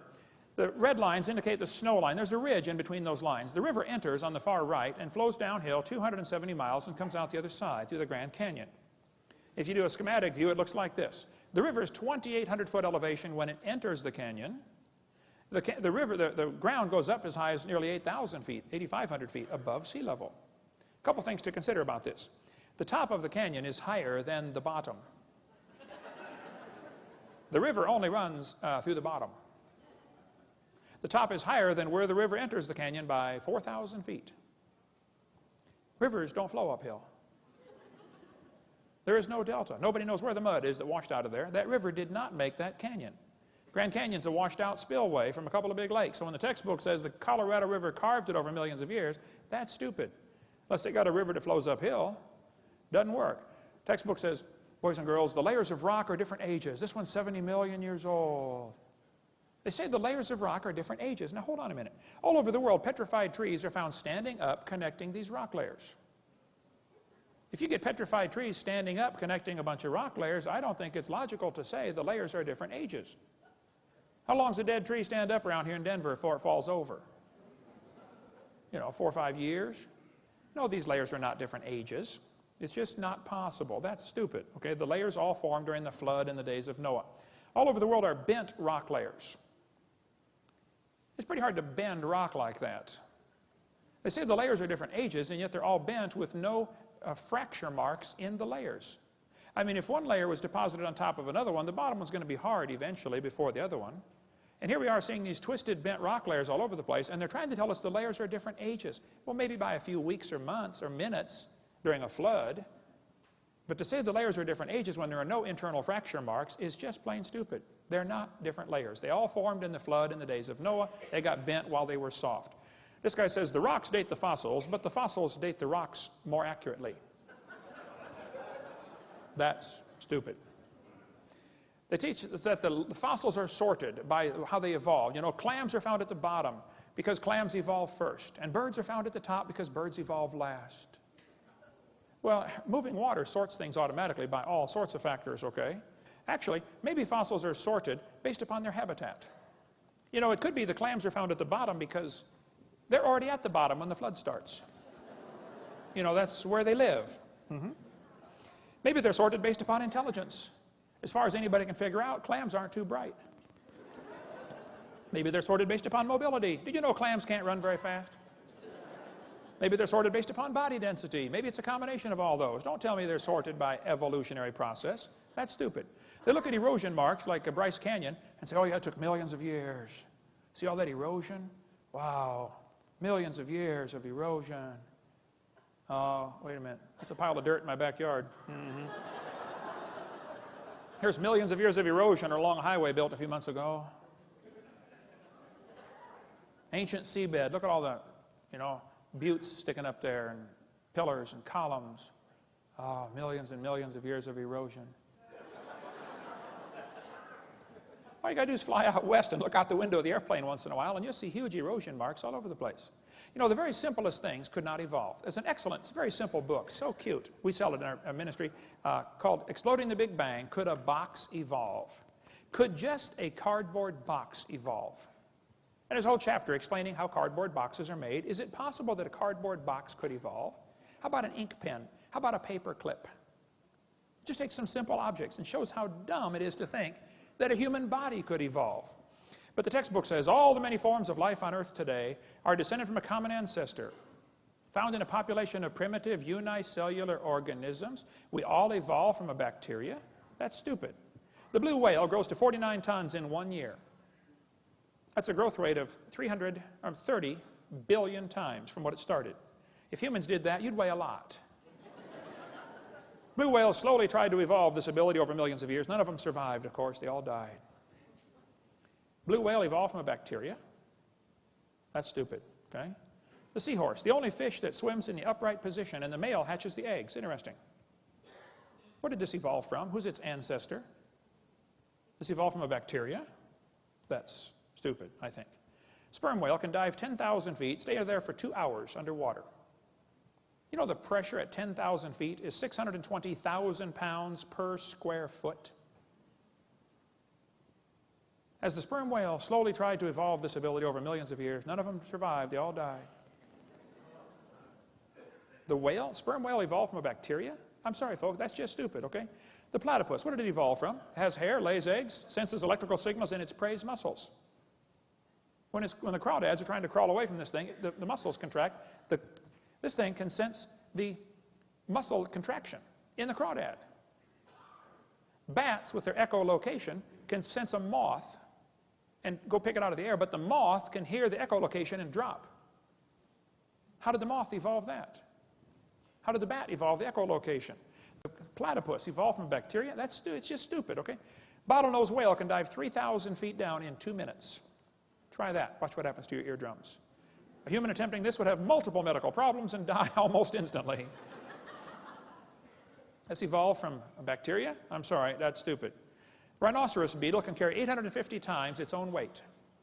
That's like me carrying 17,000 pounds. What did this evolve from? Who's its ancestor? You think it evolved from a bacteria? I'm sorry, I think that's stupid. You can believe that if you want, but don't call it science, okay? The giraffe has a 2-foot heart that pumps blood up 10 feet. Then when it bends down to get a drink, it's got a special blood cushion to absorb the shock of all this pressure being pushed down to its brain. The giraffe is getting a drink. He hears a lion roar. He throws his head up in the air 17 feet and runs off. Go from 0 to 17 feet in about a quarter second, and you try to run off and see what happens. You take about 3 steps and fall over. It evolved from a bacteria? I don't think so. The woodpecker has a tongue that goes in the back of his head, goes all the way around, anchors in his left nostril. No other bird has a tongue anything close to the woodpecker's tongue. What did it evolve from? Who's its ancestor? It has shock absorbers around its brain to absorb the shock. The woodpecker can peck the tree, back its head out, open its eyes, focus on the tree, close its eyes, and peck again. If it had its eyes open when it pecked, its eyeballs would pop out. It can open its eyes, focus, close them, and peck, like, what, 40 times a second? What did it evolve from? From a bacteria. I think that's stupid, okay? The beaver, amazing animal, has its teeth that the outside is hard, the inside of the teeth are soft. Every time they chew, they wear off the inside of the teeth, which means the outside is always sharp. Self-sharpening teeth. Pretty slick. It's an engineer of amazing ability. The beaver can cut down a tree limb and swim across a river. Here he is carrying something with a heavy drag. He's swimming. He's compensating to know that he ends up in the right spot without being carried downstream by the extra drag of this branch. Yeah, for millions of years, they all got washed downstream and died. None of them survived, yeah.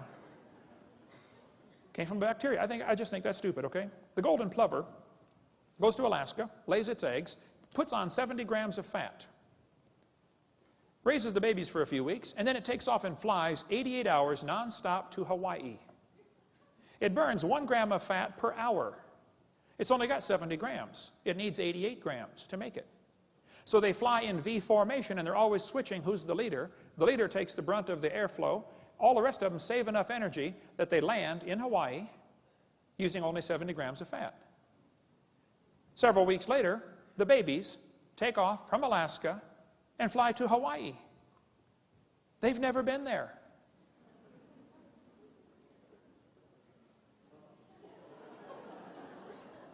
What did it evolve from? How did it make it?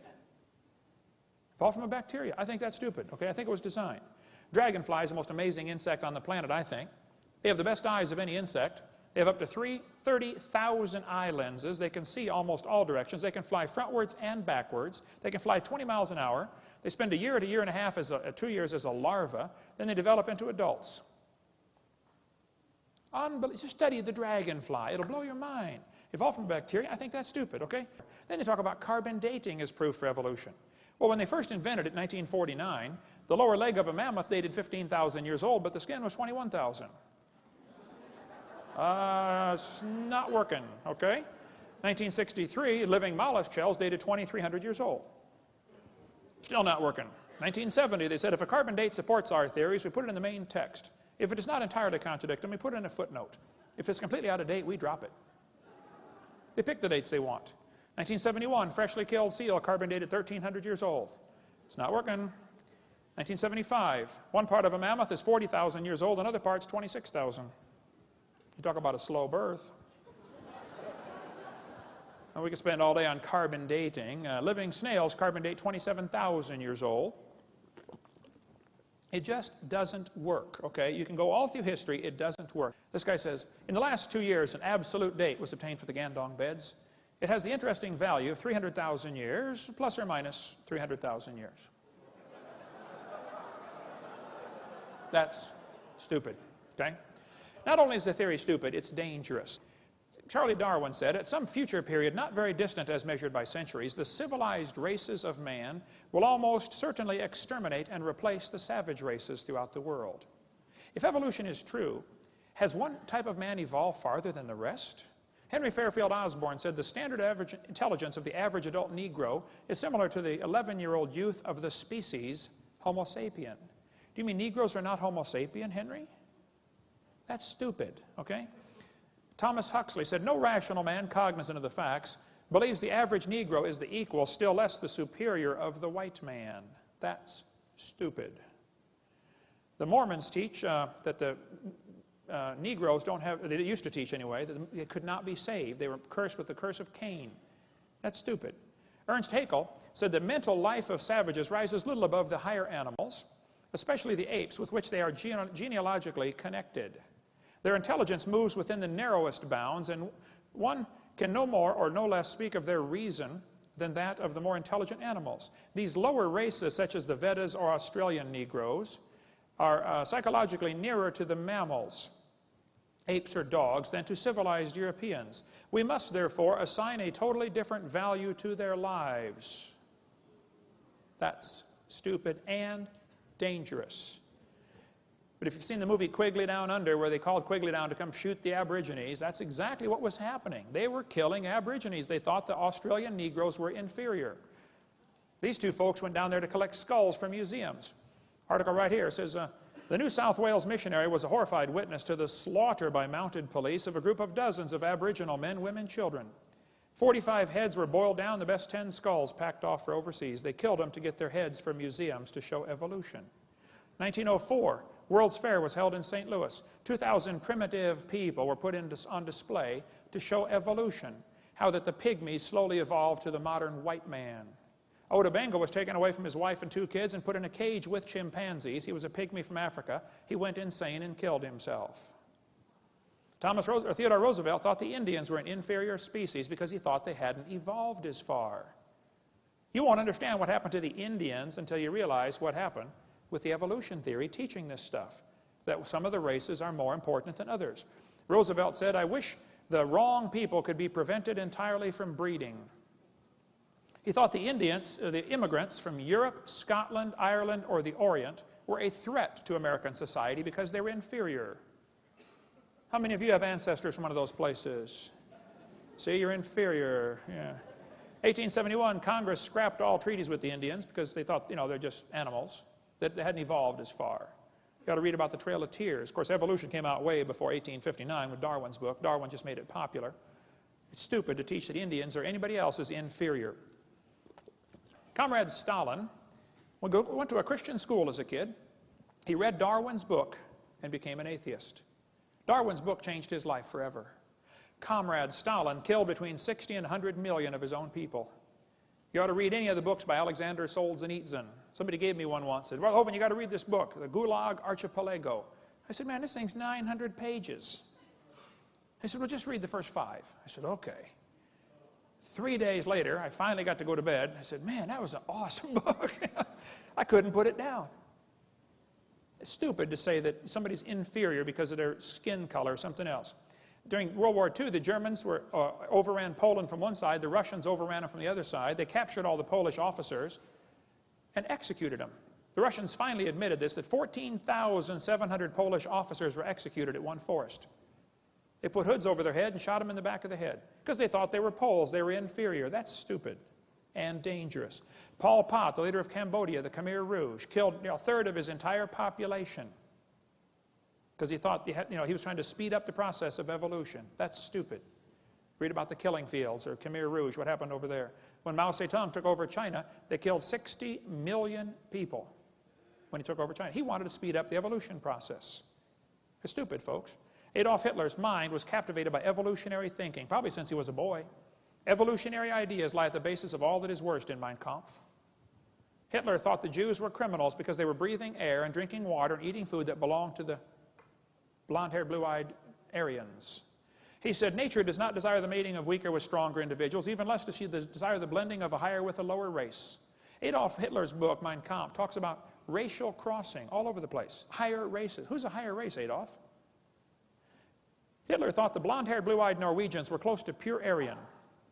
Did you get all that? The blonde-haired, blue-eyed Norwegian. Vorden står det till idag. Ja, sure. Hey there, fella. Ufta.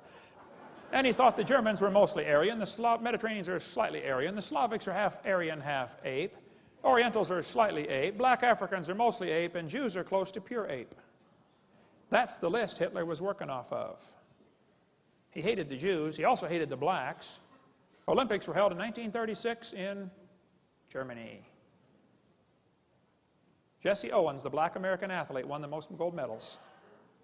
Hitler said, it's not right to make my men race against this animal. Well, Hitler, that's stupid.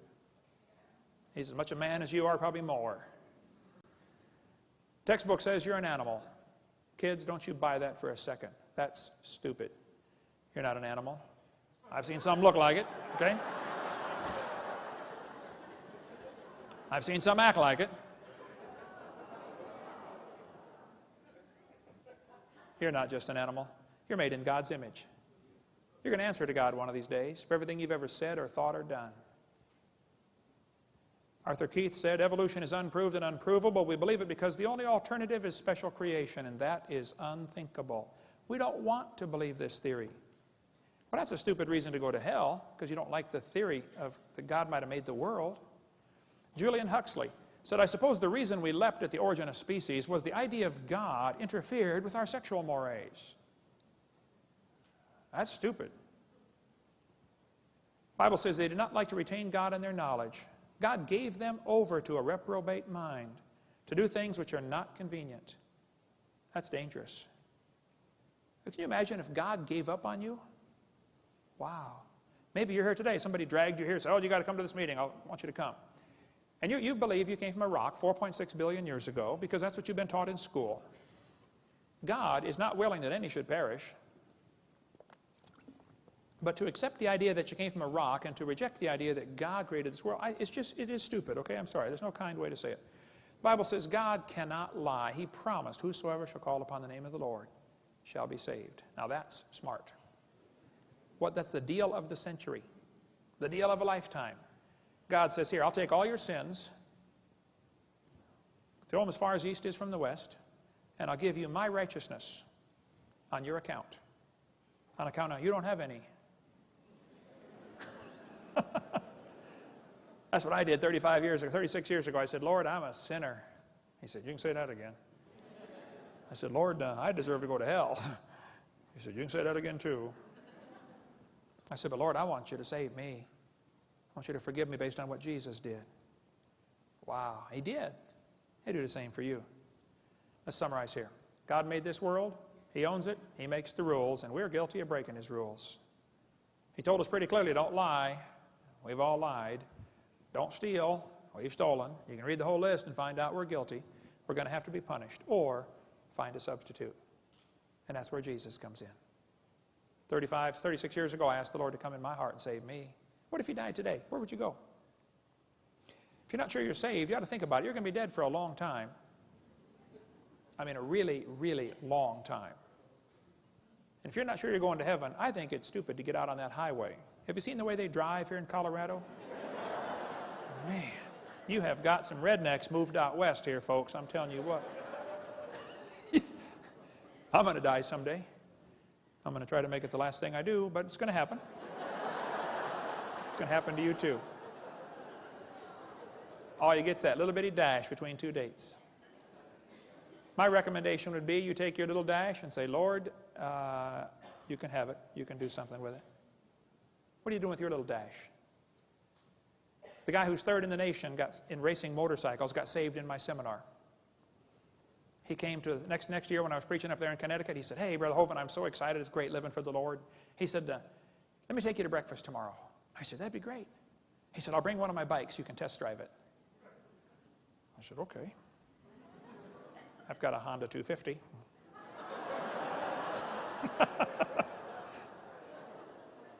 He brought his Honda 900 that had been blueprinted and stroked and bored and balanced, and I'm not sure what all they did to it.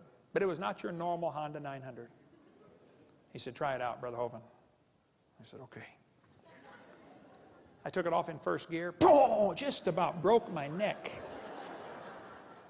I hit second gear. Boom!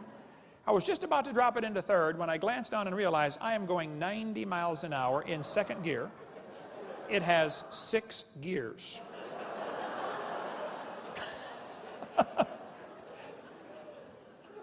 I brought it back. I was shaking like a leaf. I said, "How fast does it go?" He said, "I don't know."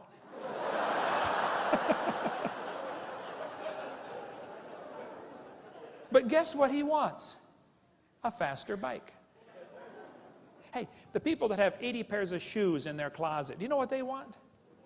More shoes. People that have a big house, guess what they want? A bigger house. People that shoot the 10-point buck, guess what they want? They want to shoot a 12-point. People that have $1 million in the bank, guess what they want? More. It takes us a whole lifetime to figure out things here aren't going to satisfy. They just aren't. I'll tell you one thing I found that satisfies. Give your little dash to Jesus. Say, "Do something with this. You can have it." One little boy came to Jesus one day and said, "Jesus, you look like you're hungry. You've been out here preaching all day. You can have my sack lunch. I ain't got much. I only got five biscuits and 2 fish sticks." Jesus said, "Well, son, I can have the whole thing." He said, "Yeah." He said, "Well, son, sit down right there. Watch this." Jesus fed 5,000 men, plus women, plus children out of that one little boy's lunch, including that little boy. That's pretty cool. He could have kept his lunch and fed himself, but he decided to give it away. And he still fed himself and 20,000 more people. Plus brought home 12 baskets full of fragments. You just can't beat a deal like that. Now, you can save your little life and use it for yourself if you want. That's your prerogative. I don't care what you do. You can work hard, make a bunch of money, and die rich. Okay. You're going to die either way. Or you can give your little dash to Jesus. Say, "Lord, would you do something with this?" Some of you need to start a ministry. I'll tell you what, Denver needs a creation museum.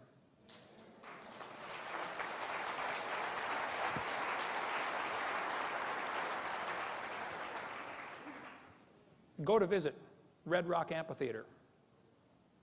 I went up there one day and there's all these dinosaur footprints on the hillside. How many have been up there? Red Rock Amphitheater, you know the dinosaur footprints? I stopped up there looking at these dinosaur footprints on the hillside, and this old man was standing up there. He's looking at them, you know. Pretty soon a school bus stopped. And a bunch of kids got out. And this old man walked over and said, "Hey, boys and girls, I'm a member of the club called Friends of the Dinosaurs. Let me tell you about these dinosaur footprints." He said, "Millions of years ago, dinosaurs were walking along the beach, and they left their footprints, and they hardened. And then over millions and millions of years, the mountains lifted up, and now the footprints are at an angle like that." After the kids got on the bus and left, I said, "Hey, do you own this property?" He said, "No." I said, "Well, who does?" He said, "Well, this is state property." I said, "Now, do you get paid to do this, to give these tours to the kids?" He said, "No, I just volunteer my time." I said, "So you don't own the property, and you just volunteer to do this?" He said, "Yeah." I said, "Okay." Next school bus stopped.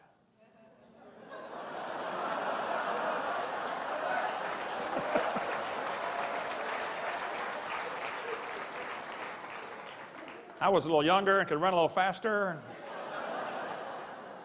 I got there first. Hey, boys and girls, let me tell you about these footprints.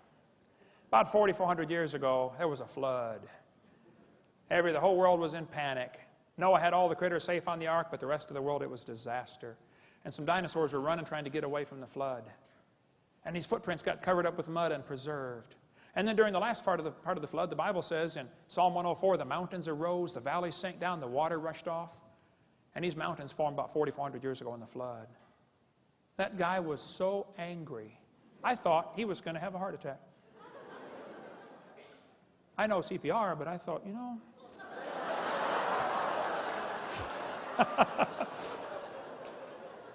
If you're a Christian, what on earth are you doing, for heaven's sake? Everybody ought to find something to do. People say, "Hovind, did God call you to start a ministry on creation?" I don't know. I never got a letter or a phone call. It just needs to be done. Now, kids, you go to sleep. You won't understand this. Kids, you may go to sleep. Parents, you'll understand. You know, mom can wash the clothes, dry them, fold them, and set them by the bedroom door. The kid comes in and doesn't even see them. How many know what I'm talking about? Now, come on. Didn't you see those clothes? Uh-uh. I think God's up in heaven looking down at some of his kids, maybe some in this room. Can't you find something to do for my kingdom? You know, witness to somebody. Give them a gospel tract. You say, oh, I don't want to drive them off. What are you going to drive them off to? Hell number 2? Find something to do. If we can help any way we can, that's what we're here for. Thank you so much. Dismissed.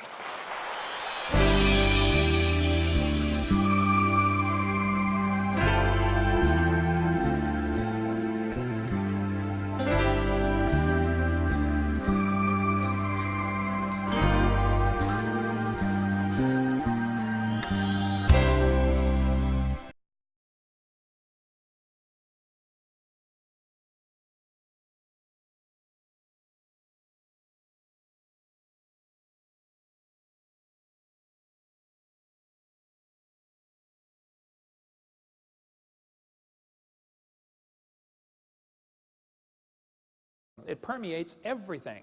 And God created the earth. You know, matter comes in 3 dimensions: solid, liquid, gas. We have a trinity of trinities in 10 words. In the beginning, God created the heaven and the earth. Time, space, matter. All 3 have to come into existence at the same instant. If you had matter but had no space, where would you put it? If you had matter but had no time, when would you put it? You have to have all 3 simultaneously. People say, what did God do for millions of years before the creation? Well, your question assumes that God is stuck in time, space, matter. We are the ones stuck in time, space, matter. He's not stuck in those. See, if God was limited by time, he's not God. This is not 2004 in heaven. There is no time in heaven. And before the creation, there was no time. So once upon a time, there was a time when there was no time. Think about that one. Anyway. So when the textbook says nothing really means nothing, that's stupid, okay? It's just not common sense. None of these things can create themselves. Time, space, and matter cannot create themselves. They have to have an outside force, like an all-wise, all-powerful, almighty, infinite God, to create those things. Then the textbook says this little tiny dot was spinning. It spun faster and faster. Yes, boys and girls, and one day it exploded. Big bang. Well, if you take a merry-go-round and put some kids on there, get the merry-go-round going clockwise as fast as it'll go. The kids go through distinct phases. In phase 1, they're screaming at the football players. Come on, let's go, faster, faster. You get up around, 30 miles an hour. They go to phase 2, where they stop screaming. Then you get going faster, and you get around 60 miles an hour. They start screaming again, but now they're screaming, stop, stop, please, slow down. When you get up around 100 miles an hour, you enter phase 4, where the kids begin to fly off the merry-go-round. Now, when the kid flies off, you notice something interesting. As the kid is flying off the merry-go-round, if the merry-go-round is going clockwise, the kid, even after he leaves, is spinning clockwise until he encounters resistance, like a tree or telephone pole. That's because of a law known as the conservation of angular momentum. A spinning object that breaks apart will send all the fragments off spinning in the same direction. And people say, well, what if they collide? They can't collide. The longer you wait, the further apart they get. It's like spokes on a wheel. They're getting farther apart. If a hand grenade explodes, can the fragments ever hit each other out in the field someplace? No, it doesn't happen, okay? Conservation of angular momentum says spinning objects break apart and the fragments fly the same direction, spin the same direction. So when they tell you that it all came from a spinning dot, it's silly. It violates common sense laws. 2 planets, Venus and Uranus, are spinning backwards. 8 of the 91 known moons are spinning backwards. 3 planets have moons going both directions at the same time. Some whole galaxies are spinning backwards. CNN, goofy galaxy spins wrong direction. The Big Bang Theory is stupid, okay? In the beginning, God created the heaven and the earth. So when they tell you it spun faster and faster and one day it exploded, that's simply stupid, okay? That's not the way it happened.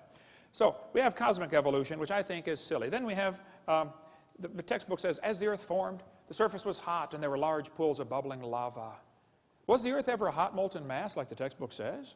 The Bible says the Spirit of God moved on the face of the waters. The Bible says God created it cold, not hot. See, everything about the evolution theory is backwards to the Bible. Don't try to compromise those two, okay? It's like trying to ride two horses going different directions, same time, okay? Robert Gentry's got a great book on the radio polonium halos. Gentry's a brilliant man. I think he's spoken at the conference, hasn't he? I've spoken with him at a couple conferences. I don't know if it was stealing the mind or not, but brilliant man, lives near Knoxville, Tennessee.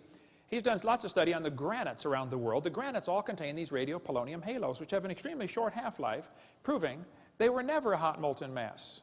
But these radiopolonium halos tell us absolutely positively the Earth was never a hot molten mass. And if you melt granite and let it cool back down, it doesn't form into granite again. Nobody knows for sure how granite was made. So when the textbook says the Earth was a hot molten mass, I'm sorry, that's stupid. It's not true. It's lacking normal intelligence. It didn't happen that way.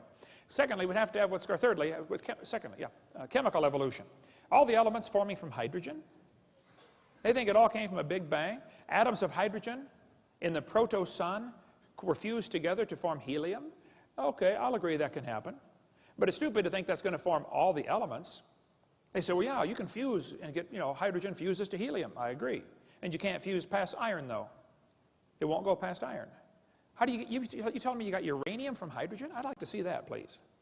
It's lacking normal intelligence. It just doesn't happen. Chemically, it's not possible. Thirdly, there'd have to be what's called stellar evolution. The stars would have to evolve. The Bible says God made the stars. Plain and simple, that's just what it says. Textbook says 18 to 20 billion years ago was the Big Bang, which caused the formation of galaxies. Well, we got a real serious problem here. Big Bang theory says nothing got together and exploded while it was spinning and formed all these galaxies. Well, problems are multitude for this theory, okay? Some think the Big Bang theory made nice, neat, orderly galaxies. That's stupid, okay? These galaxies are really incredibly designed. Even at the galaxy level, there's design in the universe, all the way down to the molecular level. We see a star blow up about every 30 years. A star explodes. It's called a nova or a supernova. If the universe is billions of years old, why are there less than 300 supernova rings ever discovered? That's only a few thousand years worth. All right. Well, it is an honor to be here at the Compass Conference once again. How many have been to one of my previous sessions before or seen one of my videotapes? Okay, how many never have? And how many do not understand the question so far? All right, well, good. Well, as he said, my name's Ken Hovind. I taught high school science for 15 years. Brother Bill, I don't understand this apologetics stuff, okay? I don't apologize at all. I believe the Bible is literally true and scientifically accurate, and I think the evolution theory that's being taught in our schools is one of the dumbest and most dangerous religions on planet Earth. Okay. So,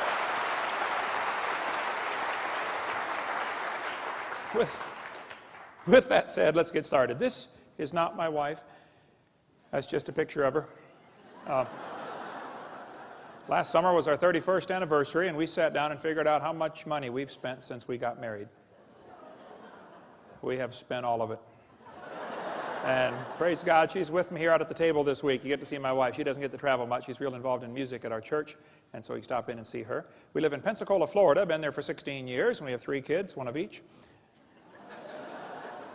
And I got all my kids married off, and the dog died, so I made it. I'm home free. It's wonderful.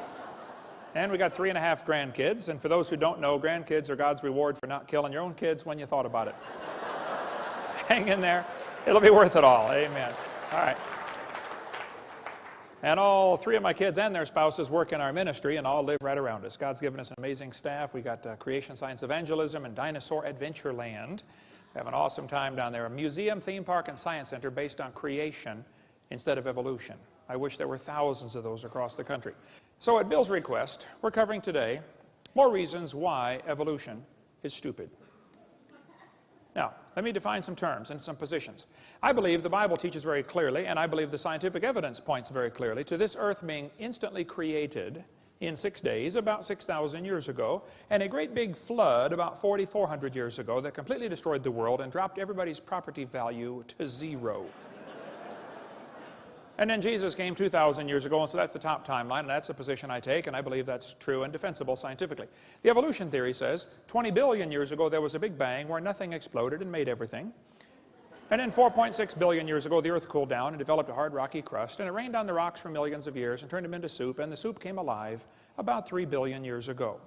And that first life form found somebody to marry. That's a good trick, of course, and something to eat, and slowly evolved into everything we see today. I think the evolution theory is not defensible scientifically. Let's define some more terms here. Stupid.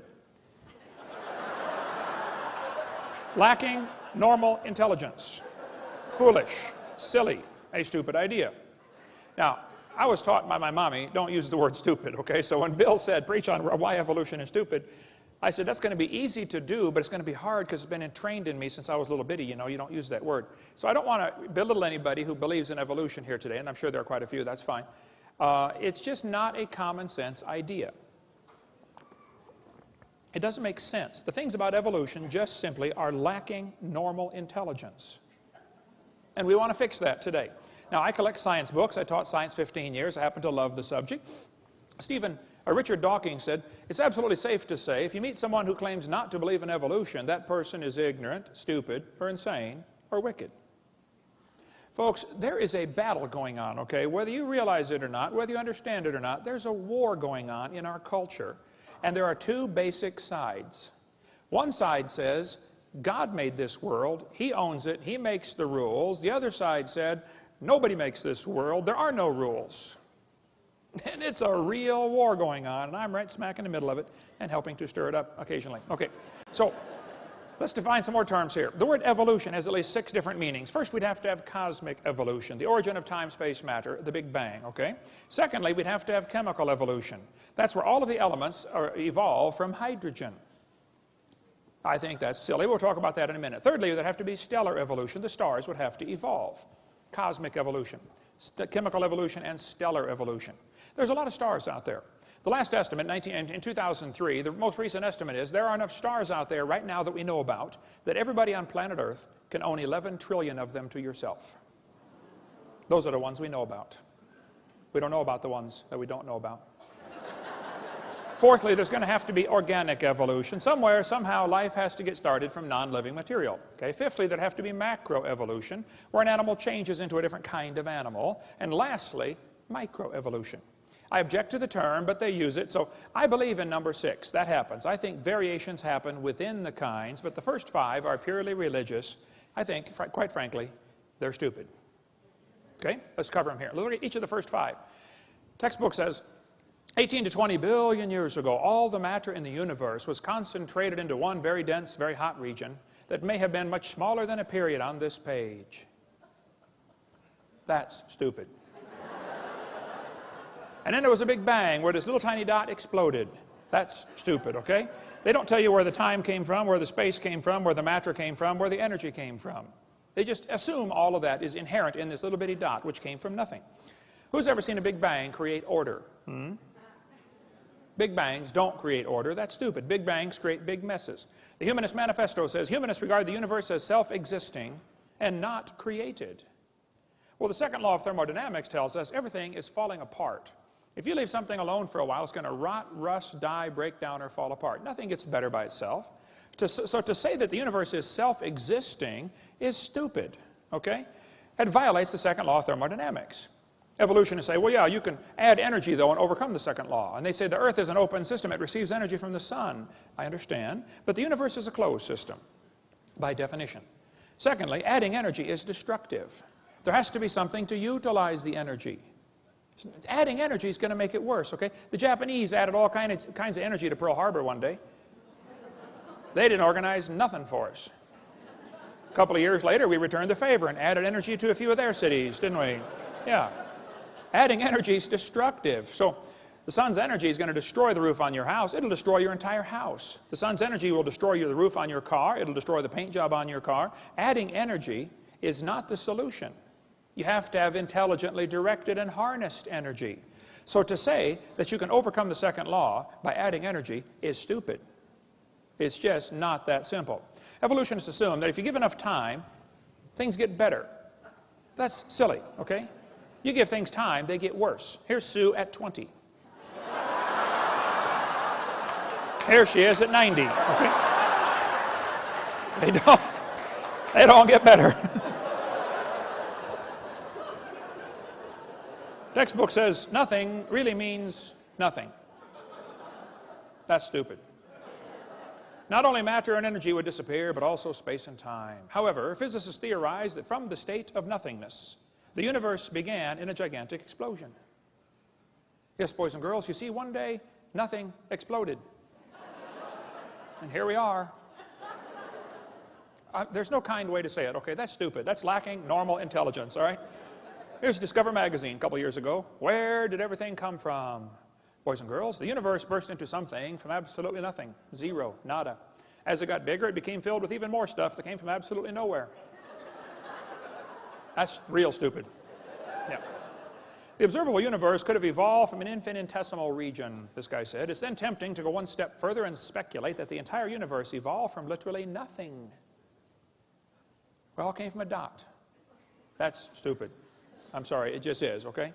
So the Bible says, in the beginning, which is a reference to time, which, by the way, has three dimensions, past, present, future, a trinity, and you can't escape time. God created the heaven, that's space, which has three dimensions, length, width, height. You can't escape space. Where can you be where you're not in space or in time? You can't escape them.